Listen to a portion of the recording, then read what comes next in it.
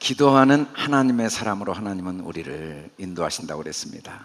어떻게 기도하는 하나님의 사람이 될 수 있는가? 기도하기를 쉬는 죄를 범하지 않아야 된다. 하나님의 사람의 특징은 믿음과 용기의 말을 하고 함께 하시는 하나님을 보고 부정적인 것을 보지 않는 기도의 사람. 기도는 내 것을 하나님께 옮겨드리고 하나님 걸 내게 받아들이는 시간이죠. 내 생각, 내 감정, 내 느낌, 내 계획, 내 뜻 다 하나님께 맡기고 하나님의 모든 생각과 감정과 뜻을 내 것으로 호흡하는 시간이죠. 그래서 기도의 사람은 믿음과 용기의 말을 하고 함께 하시는 하나님을 보고 부정적인 걸 보지 않는 사람이다. 기도하기를 쉬지 않기 위해서 우리는 어떻게 해야 되는가? 기도 응답의 확신을 갖고 기도하기를 결심해야 된다. 하나님은 우리가 기도의 사람이 되기를 원하시고 또 기도 응답의 확신을 갖고 기도의 결심을 하도록 기회를 주시고 여러 가지 우리를 사건을 통해 도우십니다. 어떻게 우리를 기도의 사람으로 도우시는가? 어떻게 하나님의 사람으로 도우시는가를 성경은 반복해서 우리에게 가르치고 계시고 신명기 말씀은 우리를 하나님의 사람으로 도우시는 하나님의 방법을 구체적으로 우리에게 계시하고 있는 말씀이죠. 신명기 말씀에 하나님이 주신 모든 말씀을 모세가 이스라엘 백성에게 전한 후에 그들을 다시 마지막 모이게 하는 내용이 31장 28절에 나옵니다. 그리고 결론을 이렇게 이야기합니다. 스스로 너희는 부패했다. 내가 죽은 다음에 너희가 스스로 부패하여 내가 너희에게 명령한 길을 떠날 것이고 여호와의 목전에 악을 행하고 너희 손으로 하는 일로 하나님을 경노하게 하고 후일에 재앙을 당하게 된다. 모든 사람은 한순간도 부패하지 않을 수 없음을 모세는 명확하게 우리에게 계시하고 있습니다. 우리는 매일 부패의 길을 걸어가다가 그걸 통해 하나님이 우리에게 계시하시는 생명의 길을 배우게 되는 거죠. 율법이 없이 복음을 알 수 없는 것처럼 우리 스스로는 부패의 길을 선택하지 않을 수 없지만 그걸 통해 하나님은 하나님의 길을 하나하나 스스로 깨닫도록 도우신다는 말씀입니다. 예수님이 십자가에 못 박혀 죽으신 사건은 우리 안에 선한 것이 하나도 없는 죄밖에 없음을 확증해 주는 사건이고 동시에 예수님이 십자가에 죽으신 사건은 우리를 향한 하나님의 사랑은 조건과 환경과 상황과 상관없이 영원하신 사랑임을 확증해 준 사건이죠. 그럼에도 불구하고 우리는 스스로 내가 부패하지 않았다는 착각을 할 때도 있습니다. 그래서 모세는 하나님의 말씀을 어떻게 우리에게 잘 뿌리내리고 간직해야 되는가를 가르치기 위해서 이걸 노래로 부르라고 합니다. 그리고 모세가 이스라엘 총회에 이 노래의 말씀을 끝까지 읽어 들리니라. 하나님의 말씀을 노래로 들렸다라니 노래라는 말은 단순히 그냥 생각만이 아니고 또 마음만이 아니고 입술을 열어서 그래서 감성과 이성과 습성이 하나가 되어서 행하는 것을 노래라고 하죠. 노래는 생각으로는 불가능합니다. 또 감정이 담아지지 않는 노래는 그 노래가 아무리 소리가 울려 퍼져도 그 소리가 노래일 수는 없죠. 노래는 내 삶 전체가 다 담겨진 겁니다. 노래로 일으켜 들리니라 라는 말은 하나님의 말씀이 내 존재, 내 삶이 되도록 도와주시는 방법으로 노래를 주신 거죠. 사람마다 노래가 있습니다. 똑같은 가사지만 그 가사가 똑같은 노래가 아닙니다. 내게는 감동이 오고 위로가 되고 힘이 되는 노래도 또 다른 사람에게는 전혀 감동과 위로와 힘이 되지 않을 수 있습니다. 왜냐하면 노래라는 건 각 사람의 삶 전체가 그대로 함축된 것이기 때문입니다. 하나님의 말씀이 노래가 되기를 원하는 거죠. 하나님의 말씀이 내 삶 전체가 되기를 원하는 거죠. 그래서 구체적으로 우리가 불러야 될 노래가 무엇인지를 32장에서 하나하나 설명을 합니다. 신명기 32장은 모세가 이스라엘 백성에게 부르도록 한 노래이고 실제로 이스라엘 백성은 지금도 이 32장부터 34장까지를 계속 때마다 노래로 부르고 있죠. 노래의 내용을 보면 하늘이여 귀를 기울이라 내가 말하리라 땅은 내 입의 말을 들을지어다 라고 말합니다. 하늘은 우리 마음을 의미하고 땅은 우리 생각을 의미합니다. 하나님은 우리 마음에 하나님 나라를 주셨어요. 그러나 생각이 영의 생각을 배우지 못하면 이미 주신 하나님 나라를 한 번도 누리지 못할 수도 있습니다. 그걸 성경은 지옥이라고 하죠. 생각이 변화되지 않으면 삶은 지옥이라는 착각을 하게 됩니다. 그러나 영의 생각을 배우게 되면 하나님이 이미 주신 천국을 경험하고 천국을 전파할 수 있죠. 그래서 하나님은 우리 마음으로 듣고 우리 생각이 잘 하나님의 말씀을 듣기를 원하십니다. 하나님의 말씀은 비처럼 이슬처럼 또 가는 비같이 단비같이 내린다고 하셨어요. 여러분, 세상에 존재하는 모든 움직이는 동물들은 사실은 식물이 없이는 존재할 수 없습니다. 심지어 육식동물도 그 육식동물이 먹을 수 있는 초식동물이 없으면 먹을 수가 없어요. 사람도 마찬가지입니다. 식물이 없으면 생명을 유지할 수가 없고 그 식물은 비가 내리지 않으면 다 말라버리고 이 세상에 생명체는 존재하지 않습니다. 그 뿌리를 보면 아무리 온갖 세상에 많은 게 있어도 비가 내리지 않으면 한순간에 모든 생명은 서서히 다 사라져가 버릴 수밖에 없죠. 마찬가지로 하나님의 말씀의 교훈을 받지 않으면 살았으나 죽은 자입니다. 그 말씀이 마음으로 받아들여지지 않으면, 그 말씀이 내 생각 속에 들어오지 않으면 겉으로는 육체로는 멀쩡히 살아있지만 그 삶의 내용은 죽은 자와 동일합니다. 그래서 우리는 우리 생각이 하나님의 말씀으로 잘 변화돼야 됩니다. 그래서 우리 마음이 하나님의 생각이 가득 채워져야 되죠.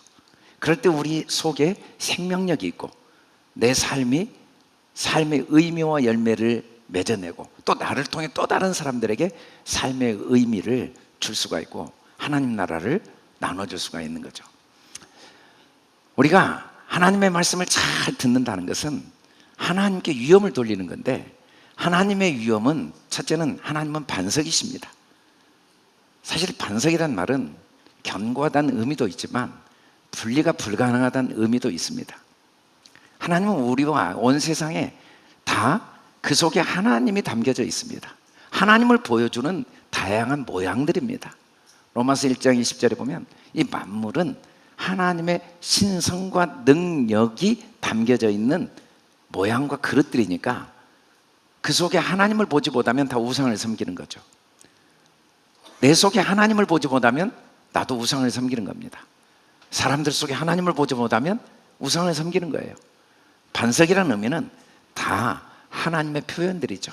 그리고 하나님이 하신 표현이기 때문에 우리의 선입견 때문에 좋고 나쁜 게 있고 옳고 그른 게 있지만 다 완전하고 정의롭고 진실하고 공의롭고 바른 것입니다. 시간이 지날수록, 세월이 흐를수록, 또 삶의 경험이 커질수록 생각이 단순화되는 경우가 많다고 그래요. 그래서 점점 마음이 고요해지죠. 어릴 때는 사소한 일에도 지구에 종말이 온 것처럼 통곡하고 울던 그 어린아이들이 시간이 지나면 여러 가지 삶의 문제들이 파도가 아무리 일어도 그 모든 것들을 긍정적으로 보고 여유롭게 보면서 마음이 고요해지는 상황을 성숙이라고 하죠. 우리가 하나님의 말씀이 마음에 스며들고 하나님께 위엄을 돌리게 되면 점점 모든 걸 올바로 보게 됩니다. 하나님께서 우리에게 그래서 계속 듣기를 원하신 거죠. 듣는다라는 말은 의미를 계속 깊이 깨닫는 겁니다. 그리고 더 하나님의 말씀을 마음으로 받아들인다는 건 모든 게 다 완전하고 정의롭고 진실하고 공의롭고 바르다는 게 점점 더 마음으로 다 받아들여지는 상태죠. 똑같은 눈을 가지고 있지만 우리 시력으로 볼 수 있는 게 한계가 있습니다. 그러나 여러 가지 도구를 활용하면 멀리도 보고 작은 것도 보고 아주 세밀한 것도 볼 수가 있는 것처럼 우리가 하나님의 말씀을 잘 들으면 얼마나 완전하고 정의롭고 진실하고 공의롭고 바르고 얼마나 그 속에 아름답고 신비로움이 있는가가 점점 보일 수 있게 된다는 거죠. 그래서 하나님은 우리가 귀를 기울이고 하나님의 말씀을 잘 의미를 깨닫고 받아들이기를 원하시는 겁니다. 이게 우리가 불러야 될 노래예요. 그러나 우리는 근본적으로 악을 행하여 하나님의 자녀가 아니요 흠이 있고 삐뚤어진 세대입니다. 우리의 모든 생각은 선한 게 하나도 없습니다. 우리의 모든 계획과 우리의 모든 뜻은 다 악할 뿐입니다. 우리는 다 부분적으로 보거든요. 우리는 다 한계에 갇혀서 생각할 수밖에 없어요. 부분적이고 일시적으로 볼 수밖에 없죠. 그래서 우리는 항상 삐뚤어지게 봅니다. 전체를 볼 능력이 없어요. 육체를 가지고 있는 우리는 다 자기의 삶의 경험을 통해, 자기의 지식을 통해, 자기 수준으로 하나님을 보고 모든 상황과 사건을 보기 때문에 우리는 악할 수밖에 없는 겁니다.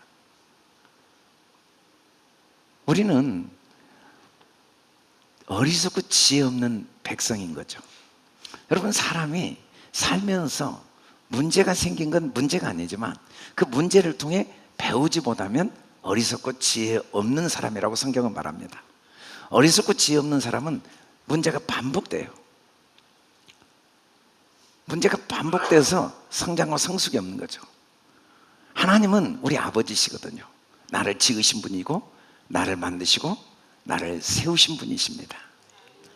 하나님은 이 하나님을 우리 보고 기억하라고, 옛날을 기억하고 역대 연대를 생각하고 내 아버지에게 물으라 라고 말합니다.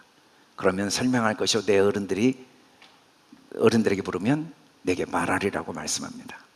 기억하라 라는 자카르라는 말은 반복해서 생각하라는 의미예요. 원래 자카르라는 성경 말씀에 처음 등장한 것은 창세기 1장 28절에 하나님께서 자기 형상대로 창조하실 때 남자와 여자라는 남자가 자카르입니다. 하나님은 우리를 자기 형상대로 만들었을 때 남자로 만들었다 이 말은 생각을 반복하는 존재로 만들었어요. 생각이 반복되지 않으면 새겨지지 않습니다. 그래서 자카르란 말은 새기다, 칼로 새기다, 돌에 새기다, 새기다는 의미도 있어요. 새기면 기억이 되는 거죠. 삶의 모든 사건들은 하나님이 나를 돌보시고 계신다는 것을 깨닫게 도우시는 선물입니다. 하나님은 모든 사람을 기르시는 분이에요. 하나님은 모든 사람을 만드시고 세우시는 분이죠. 하나님은 한순간도 반석이시기 때문에 나와 함께 하지 않은 적이 없어요. 하나님은 임마누엘, 영원히 나와 함께 하시죠. 그럼에도 불구하고 전혀 그게 느껴지지 않아요.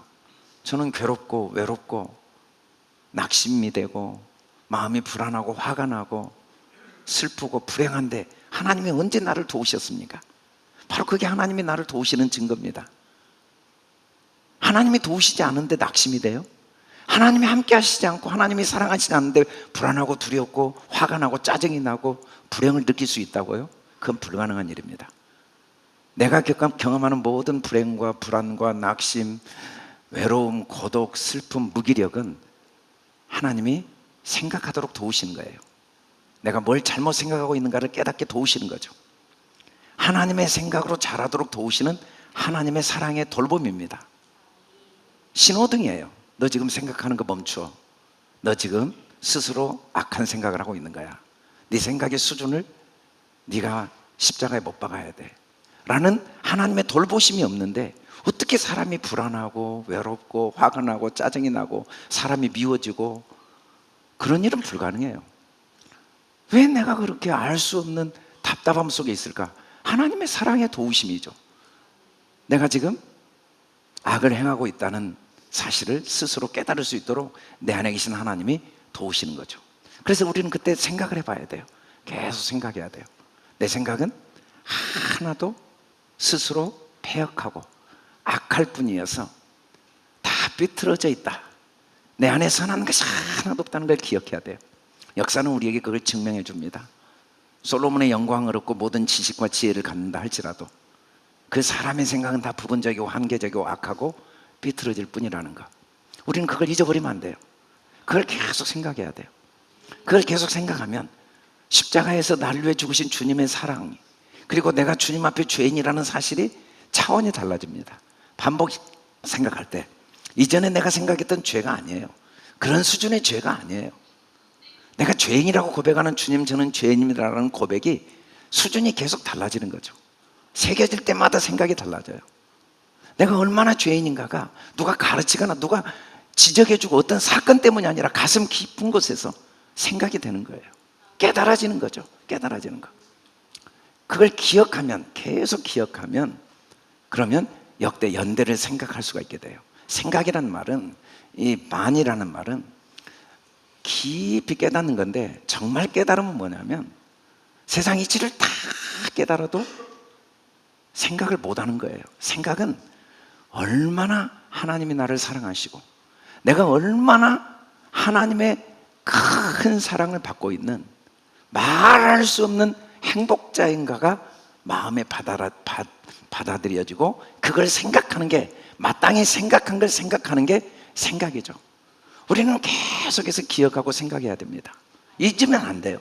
내 안에 선한 게 하나도 없고 내가 한 게 하나도 없고 내 생각은 다 부분적이고 한계적이고, 그럼에도 불구하고 하나님은 반석이셔서, 의로우셔서 그 모든 걸 선으로 바꾸시고 넉넉히 승리케 하시고, 그럼에도 불구하고 나 한 사람을 위해 자기 목숨을 내어주기까지 나를 보배롭고 존귀하게 여기는 하나님의 자녀의 권세를 가진 하나님의 자녀임을 항상 생각해야 돼요. 그러나 우리가 이걸 기억하고 생각하는 게 쉽지가 않아요. 그래서 우리는 계속 기도해야 됩니다. 물으라. 이 샬이란 말이 기도하라는 말로 다른 성경 계속 번역되어 있어요. 정말 우리는 기도 없이는요, 내가 얼마나 죄인지를 깨달을 수 있는 사람이 하나도 없습니다.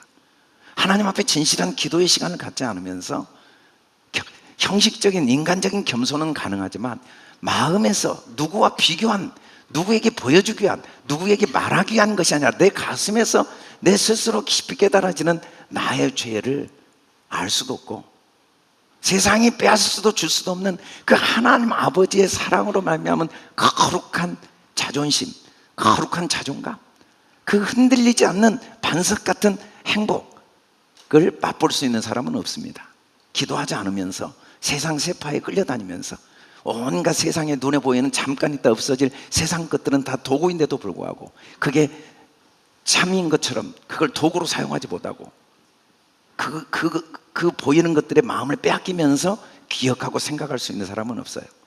그러나 정말 간절히 기도의 자리에 나올 때, 주님과 독대하고 겸손히 무릎을 꿇을 때 하나님은 우리 안에서 계속 기억하게 하십니다. 계속 새겨주십니다. 그리고 계속 깨닫게 하십니다. 나 같은 죄인을 향한 아버지의 사랑이 내 가슴을 채우고 내 마음과 영혼을 채우고, 그리고 노래가 나오기 시작하는 거죠.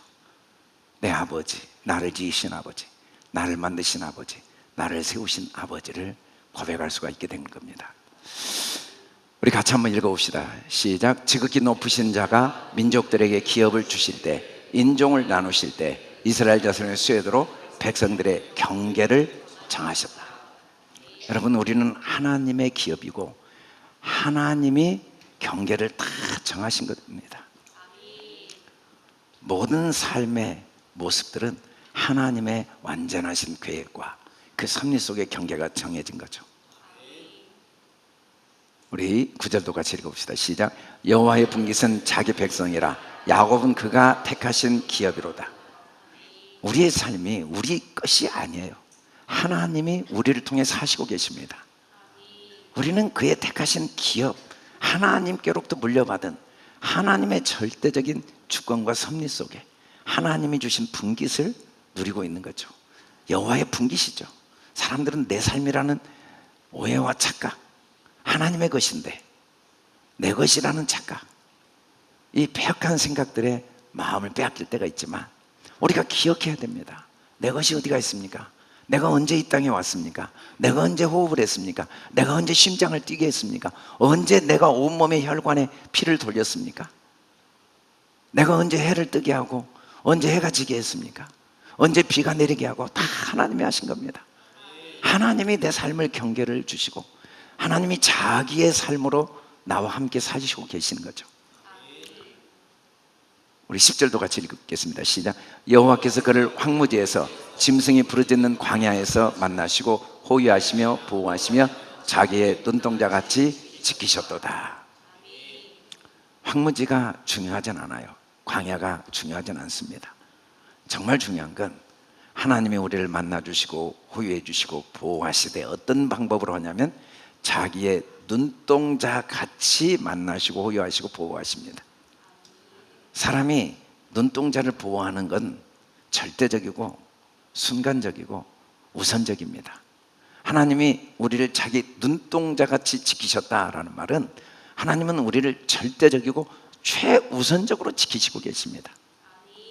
우리가 매일 십자가를 보는 이유는 우리가 기억하고 생각해야 될 게 뭔가를 더 깨닫고 마음에 새기기 위함이죠. 우리의 삶에 때로는 광야가 나타납니다. 황무지가 나타납니다. 그럼에도 불구하고 우리는 하나님이 그곳에서 나와 함께 나를 호위하시고 보호하시고 절대적으로 지키시고 최우선적으로 지키시다는 사실을 꼭 기억하고 생각해야 됩니다. 이스라엘 백성들의 삶을 성경이 기록해 놓은 이유는 그 부분적으로 보면 정말 홍해 앞에 이건 끝장이고, 그리고 광야에서 물이 나오지 않아 다 목말라 죽을 수밖에 없는 상황. 그럼에도 불구하고 하나님이 전체로 보면 그 모든 걸 다 만나주시고 후회하시고 보호하셔서 그 과정을 통해 이스라엘 백성을 점점 하나님의 백성으로 인도해 가신 모습을 우리에게 교훈하신 이유는 내 삶의 어떤 과정이어도 하나님의 절대적이고 최우선적인 지키심의 진리를 꼭 기억하고 생각하도록 도우시기 위한 말씀이죠. 우리 같이 한번 읽어봅시다. 시작. 하나님의 도우심과 지키심을 절대적으로 믿고 안심하자. 이스라엘의 중심은 에루살렘이란 말의 의미는 일하시는 하나님이 보이진 않아요. 그러나 하나님은 배후에서 일하시는 하나님이기 때문에 그 하나님의 일하심을 보여준 도시가 에루살렘이고, 그 도시를 보고 항상 샬롬, 안심하라, 어떤 일이 일어나도 안심하라 라는 의미로 에루살렘을 하나님이 하나님의 도성으로 모형을 주신 거죠. 우리가 성경을 보면 에루살렘이 중심이에요. 에루살렘에 예수님이 중심이죠. 거기가 모리아산이 있고 예수님의 십자가와 부활이 중심이죠. 주님의 십자가와 부활을 보고 산다는 건 어떤 경우에도 샬롬, 안심하고 사는 겁니다. 육신의 부모가 자녀에게 줘야 될 최고의 선물은 세상에 광야가 있고 황무지가 있겠지만 그럼에도 불구하고 안심하도록 잘 어릴 때부터 도와줘야 돼요. 교회라는 것은 예수님을 잘 믿고 주님과의 깊은 만남이 있고 하나님의 복을 많이 받아도 여전히 광야가 있고 황무지가 있습니다. 사람들은 착각을 해요. 나만 황무지고 나만 광야라고. 나에게만 이런 어려움이 있고 고난이 있고, 그리고 남들에게는 그런 어려움과 고난이 없어 보입니다. 그러나 대통령도 재벌도 또 온갖 지식을 다 가진, 명예를 가진, 권력을 가진 사람들도 각자의 황무지와 각자의 광야가 한순간도 떠나지 않고, 만일에 황무지와 광야가 떠나버린다면 이 땅에 있어야 될 이유도 없고 더 이상 발전하고 성장할 기회도 없고, 그리고 하나님이 주신 은혜를 체험할 기회도 없습니다. 누구에게나 있어요. 다만 누가 더 그 황무지와 그 광야의 삶을 의미 있고 가치 있게 사느냐. 안심한 사람, 안심한 사람, 안심해야 됩니다.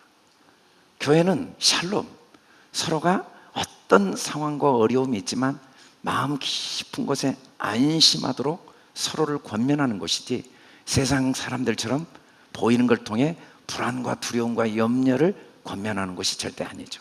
상황은 우리 힘으로 바꿀 수 없지만 마음만은 바꿀 수가 있거든요.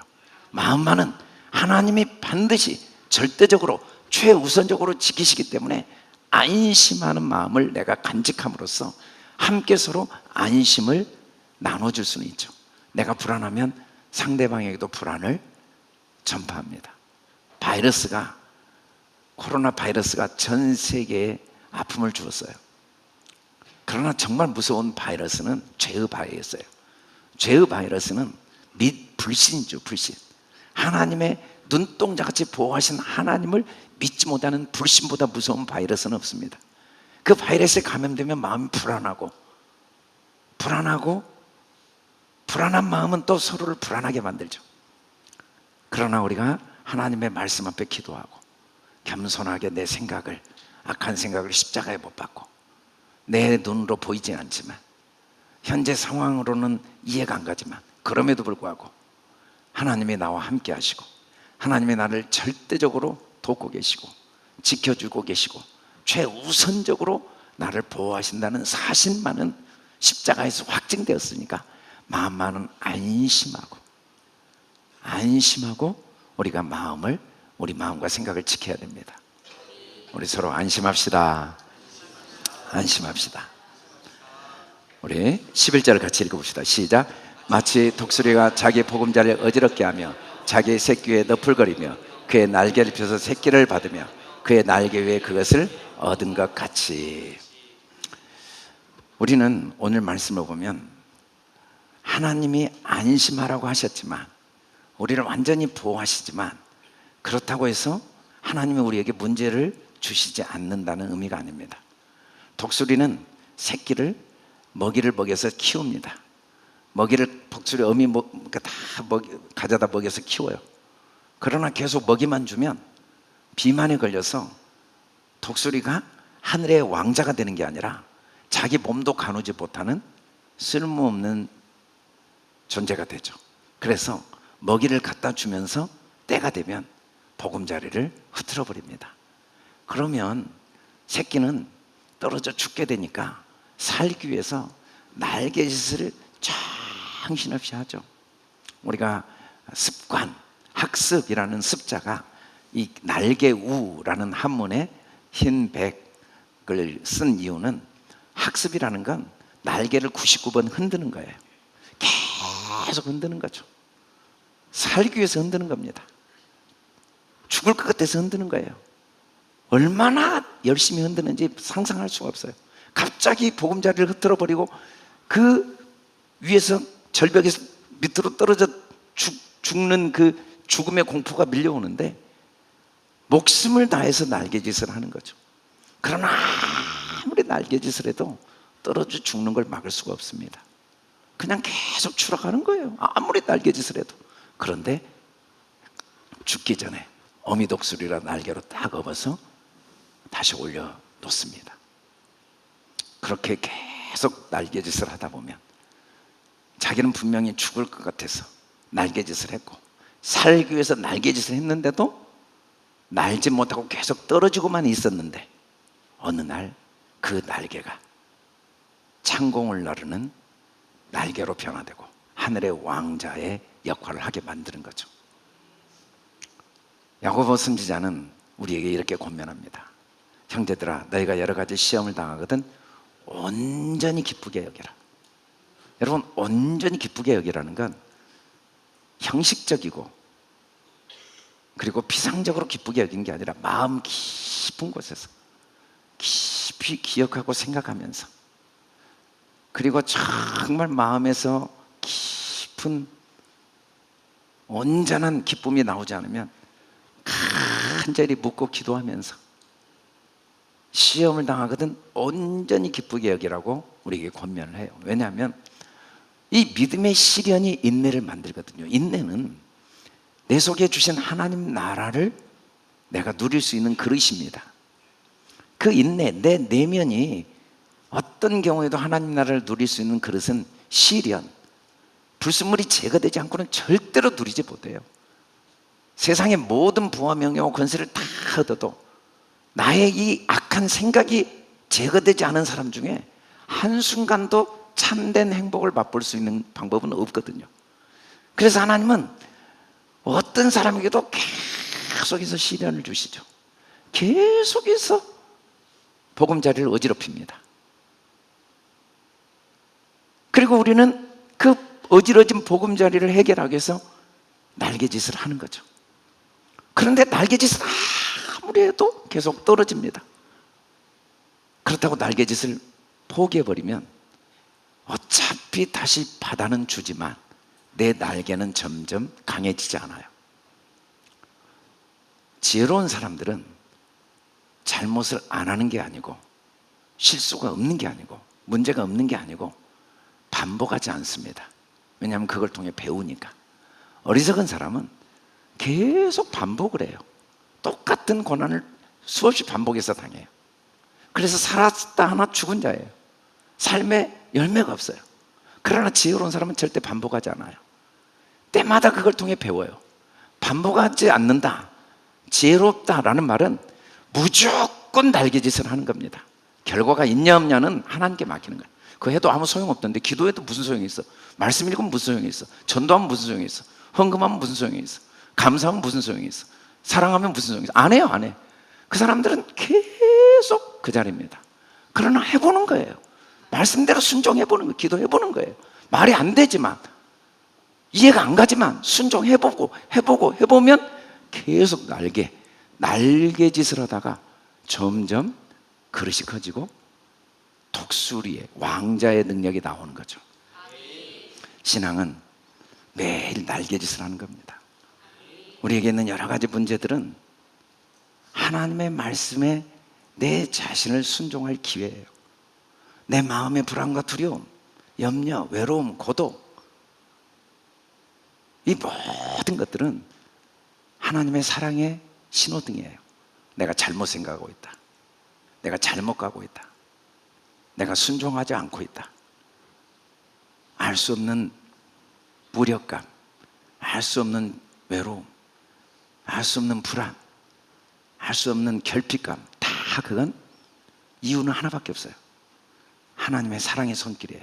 내가 순종하지 않음을 보여주는 하나님의 사랑의 손길이고, 그냥 해보는 거예요. 그때마다 아 그래요, 또 해보는 거죠. 또 해보고 해도 변화가 하나도 없네. 걱정하지 마세요.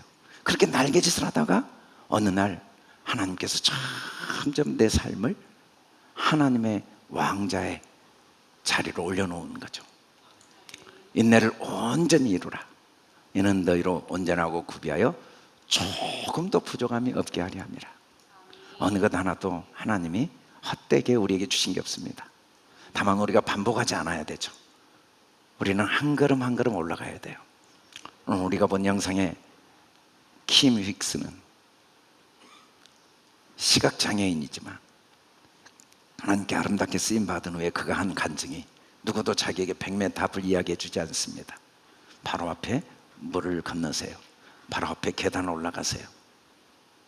그러다 보면 목적지에 도착해 있습니다. 하나님이 우리를 그렇게 인도하시기를 원하세요. 우리는 끊임없이 걱정하고 염려하느라고 오늘 날개짓은 아예 포기해요. 오늘 해야 될 날개짓은 아예 포기하고 점점 비만만, 계속 먹을 것만 줘라. 그래서 아무것도 하지 못하는 거예요. 육신의 생각에 딱 갇혀서 하나님의 생각을 할 수가 없고, 말씀을 배워도 전혀 말씀은 내 마음에 스며들질 않아요. 항상 귀로 듣고 마음으로는 받아들여지지 않죠. 그러나 우리가 그런 어리석은 자가 되지 않고 지혜로운 자가 되어서 그때마다 오늘 순종하는 거죠. 오늘 날개짓을 해보는 거예요. 오늘 내가 해야 될 일을 오늘 마땅히 생각할 생각, 오늘 감사하고, 오늘 기뻐하고, 오늘 사랑하고, 오늘 섬기고, 오늘 나누고, 오늘 베풀고, 오늘 최선을 다해보면, 오늘 날개짓을 다 해보면 하나님께서 반드시 그 날개의 힘을 점점 강하게 하셔서 점점 어떤 바람이 와도 그 바람과 함께 창공을 날 수 있게 도와주시는 분이죠. 우리 같이 한번 읽어봅시다. 시작. 시험 때 온전히 기뻐하며 용기를 내어 최선을 다하자. 우리는 어떤 시험이 와도 반드시 날개로 다시 보듬어 주시는 주님을 믿고 우리가 할 일은 오늘 날개짓을 다 해보는 겁니다. 오늘 기도해보고, 오늘 찬양하고, 할렐루야, 오늘 기뻐하고, 오늘 감사하고. 우리 12절도 같이 읽겠습니다. 시작. 여호와께서 홀로 그를 인도하셨고 그와 함께는 다른 신이 없었도다. 우리는 꼭 기억해야 돼요. 하나님이 우리를 홀로 인도하시고 하나님 홀로 나를 홀로 인도하십니다. 사람은 절대 비교 불가한 존재입니다. 하나님은 모든 사람을 절대적인 자기의 사랑과 능력으로 인도하고 계세요. 사람의 모든 불행은 비교 때문입니다. 내가 100만 원을 벌어서 불행한 게 아니에요. 옆에 사람이 200만 원 버는 게 보이는 거예요. 내가 몸이 아파서 불행한 게 아니에요. 옆에 사람이 건강한 게 보이는 거예요. 결혼해서 너무 행복했어요. 근데 아들 낳은 옆에 사람이 보이는 순간 불행해져요. 아들 낳아서 너무 행복했어요. 근데 딸까지 낳은 사람을 보고 불행해지는 거죠. 우리의 모든 불행은 우리의 생각의 미숙함 때문이지 어떤 것도 우리를 불행하게 할 능력은 없어요. 그냥 사건과 상황이에요. 우리는 고유의 길을 걸어가고 있는 거예요. 하나님은 각자를 인도하고 있어요. 얼마나 하나님답게 내가 사느냐에 관심을 가져야 돼요. 얼마나 더 감사하고 얼마나 더 기뻐하고 얼마나 더 믿음의 확신을 가지고 매 순간 마땅히 오늘 해야 될 일을 최선을 다하고 모든 사람을 사랑하고 모든 사람을 축복하고 모든 사람을 나보다 더 귀하게 여기고 모든 사람을 섬기는 일에 얼마나 내가 더 날개짓을 했는가. 하나님은 우리에게 감당할 시험만 주신다고 그랬습니다. 감당치 못할 시험을 주신 적이 없어요. 도저히 감당치 못하게 될 때는 그걸 피할 길도 주십니다. 그래서 능히 감당하게 반드시 하신다고 그랬어요. 하나님이 하시는 일에는 거짓이 없습니다. 우리는 우리의 생각 때문에 나는 감당 못한다는 착각을 합니다. 해결할 길이 없다는 착각을 해요. 우리는 그 생각을 내려놔야 돼요. 하나님의 인도하시면은 누구와 비교 불가능한 고유의 길이 있습니다. 우리가 그걸 알지 못해요. 우리가 그걸 깨닫지 못해요. 그래서 우리가 할 수 있는 일은 기도해야 됩니다. 하나님이 기도하면 반드시 지혜를 주십니다. 어리석은 자, 미련한 자들은 똑같은 고난이 반복되어지고 똑같은 사건이 반복되어지면서 제자리에 머물게 되지만 지혜로운 자는 똑같은 어려움을 당하는데 그 어려움 때문에 한 계단씩 올라가게 되는 거죠. 한 계단씩 한 계단씩 한 계단씩. 하나님은 우리 각자를 인도하고 계십니다. 우리가 기억하고 생각해야 될 건 나 같은 죄인, 내 생각은 하나도 옳은 게 없음에도 불구하고 하나님이 그걸 다 하나도 헛되게 하지 않으시고 오히려 그걸 도구로 사용하셔서 점점 샬롬, 얼마나 내가 하나님의 절대적이고 우선적인 보호하심을 받고 있는가를 마음으로 깊이 깨달아 알고, 그리고 하나님께서 나에게 주신 모든 시련들은 나를 축복하시기 위한 하나님의 가장 귀한 선물이기 때문에, 어미가 먹이를 갖다 주는 것도 선물이지만 둥지를 흩어서 낭떠러지에 떨어지게 한 것도 말할 수 없는 사랑의 선물인 걸 받아들이고, 내 삶의 모든 좋은 것도 감사하지만 내게 있는 시험, 시련도 진심으로 기쁘게 여기면서 오늘 내가 해야 될 날개짓에 최선을 다하되 절대 비교하지 않고, 오해와 착각 속에 나만 고난을 받고 나만 외롭고 힘들고 나만 어렵다는 착각 때문에 내가 해야 될 날개짓을 포기해버리는 어리석은 자가 되지 않고 더 하나님께 간절히 기도해서 더 날개짓을 하여 우리에게 주어진 그 시간들이 의미 없이 지나가지 않고 더 지혜롭고 더 능력 있는 하나님의 사람으로 자라는 축복의 선물이 되도록 하나님은 우리를 도우시기를 원하십니다. 우리 같이 한번 읽어봅시다. 시작. 기도로 하루를 시작하며 감사함으로 나에게를 걸어가자. 우리가 기도하지 않고 기억하고 생각할 수 없습니다. 우리가 기도하지 않고 마음에 안전함을 갖고 하루를 시작할 수 없습니다. 우리가 기도하지 않고 여러 가지 시련을 진심으로 기뻐하며 나갈 수가 없습니다. 우리가 기도하지 않으면 나를 인도하시는 그 신실하신 하나님의 인도하심을 받을 수가 없습니다. 하나님은 때마다 그래서 우리에게 집중하여 기도할 기회를 주시는데, 이번에 우리가 11월 1일부터 21일까지 해마다 다니엘 기도회를 했는데, 올해는 분이엘 기도회, 기도의 큰 용서로 하나님이 우리를 부르셨어요. 오늘 여러분들이 이미 지원서를 쓰신 분들도 정말 한번 21일 동안 작정하여 여러 가지 광야도 있고 황무지도 있지만 여러 가지 한계도 있지만 한번 하나님 앞에 작정하여 기도하는 용사로 결단하고 자원함으로 이 지원서를 마음의 감동을 따라 제출해 주시기 바랍니다. 이미 쓰신 분도 다시 한번 써서 제출해 주시고, 이번 21일간 기도회는 주일 새벽에도 5시부터 7시까지 동일하게 갔습니다. 그리고 5시부터 7시라는 말은 2시간 내내 와서 하라는 의미가 아니고 5시부터 7시까지 기도회가 진행되는데, 여러분들 사정에 따라 새벽 4시에 와서 뭐 8시까지 해도 됩니다. 그건 여러분들이 자유롭게 시간을 정해서 와서 하시고, 지원하신 분 중에 아침 5시부터 5시 20분까지 5시 50분부터 6시까지 찬양을 같이 인도하기를 원하는 분들은 자기가 원하는 요일에 신청을 해 주셔서 와서 같이 찬양도 참여해 주시기 바랍니다. 이번에 우리가 기도 지원서에 신청을 하시고 21일 동안 함께 완주하신 분들을 명판을 제작해서 게시하고자 합니다. 그리고 다니엘 기도회는 광고한 대로 저녁 7시 30분부터 9시까지 영상을 편집을 해서 찬양과 말씀 중심으로 모두 그 시간을 참여할 수 있도록 하루 늦춰서, 첫날은 동기부여 영상을 보내고 하루 늦춰서 21일까지 저녁마다 본당에서 다니엘 기도회가 진행됩니다. 여러분들이 이 다니엘 기도회에 기쁜 마음으로, 자원하는 마음으로, 정말 기도로 시작하는 습성이 길러지는 좋은 기회라고 생각하고 마음의 감사함으로 참여해서 우리에게 주신 하나님의 길을 묵묵히 걸어가는 그런 축복의 삶이 되기를 주님의 이름으로 축원합니다. 우리 다시 한번 같이 읽어보겠습니다. 시작. 옛날을 기억하라. 역대 연대를 생각하라. 내 아버지에게 물으라. 그가 내게 설명할 것이요, 내 어른들에게 들으라. 그들이 내게 말하리라. 우리가 기억해야 할 것 중에 첫째는 눈동자같이 지키시는 하나님을 기억하고 생각해야 됩니다. 우리 같이 한번 읽어봅시다. 시작. 하나님의 도우심과 지키심을 절대적으로 믿고 안심하자. 둘째는 보금자리를 어지럽게 하신다는 의미가 무엇일까요? 시작. 시험 때 온전히 기뻐하며 용기를 내어 최선을 다하자.